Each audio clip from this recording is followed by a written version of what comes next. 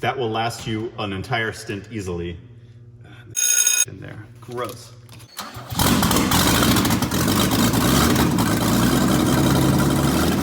Hello and welcome to a Bitter Lemon Tech tip.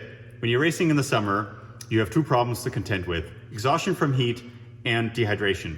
Now heat we're going to talk about in a separate video on this channel, which I recommend you watch. Let's talk about dehydration. Dehydration, well, the easiest way to solve it would be to let the drivers drink, right? But they're obviously busy racing and they're wearing a helmet. So whatever solution we can come up with needs to work with both.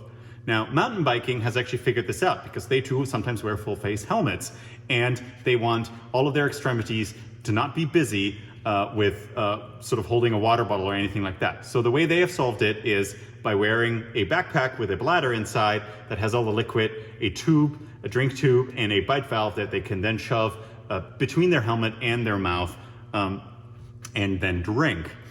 And so that is obviously a totally valid solution. If you have a system like that already and you find a way to mount it in the car, that is great. If you have multiple drivers, it gets a little trickier because now each one of them has to have their own camelback or drink bladder system or something like that. You need a way to both securely mount it and to swap it out. The form factor of a bladder is then perhaps no longer ideal. It works great for a backpack, but in the car we don't really need a backpack, right? And so we get to the point where maybe the container is not so ideal, but the way the delivery mechanism, so to speak, is. And combining the two, in my opinion, is a good way of solving this problem for very cheap. And this is what we've done, is we've standardized on these 64-ounce Gatorade bottles. You can use any soda bottle, anything that really works for you.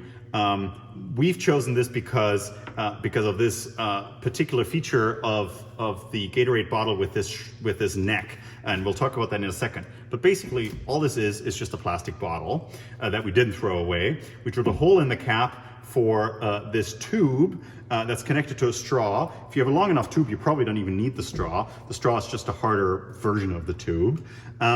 There's some breather holes as well.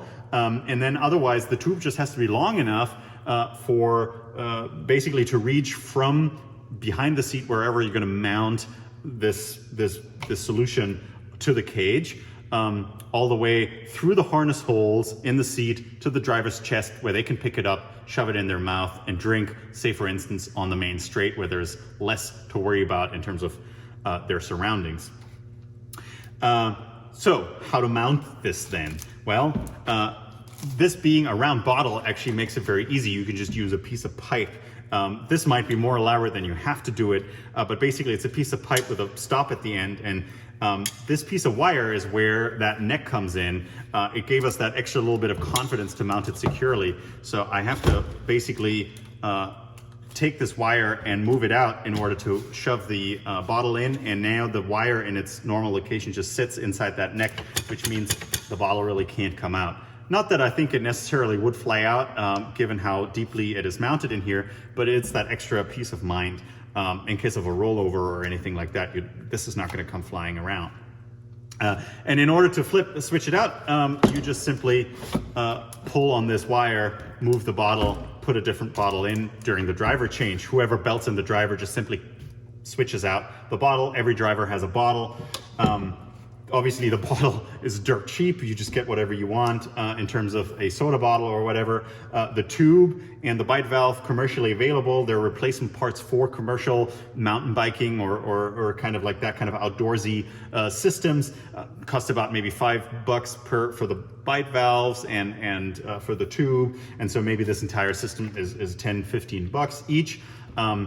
Probably well below the amount that a commercially available bladder system would cost.